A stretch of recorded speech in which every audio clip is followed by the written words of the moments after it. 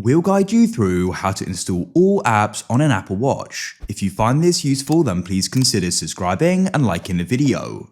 So you may know that you've got compatible Apple Watch apps on your iPhone, but they aren't on your Apple Watch. And so what you want to do is go and install them all. So to go and get started, come onto your iPhone. And what you need to do is go and open up the Watch app, drag down and search for it if you're struggling to find it, or just find it and open it up. So what you can do is tap on My Watch in the bottom left, scroll down, and you should then go and see the available apps, and we can go and install them. Instead, there's a way we can go and do this automatically. So let's go and do this. A quicker way to do this is what you need to do is come to the top and go and tap on General.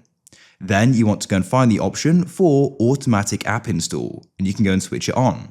So it says when this is on, when you have apps on your iPhone that also work with Apple Watch, those apps will automatically install and appear on your home screen. If you found this useful, then please consider subscribing and liking the video.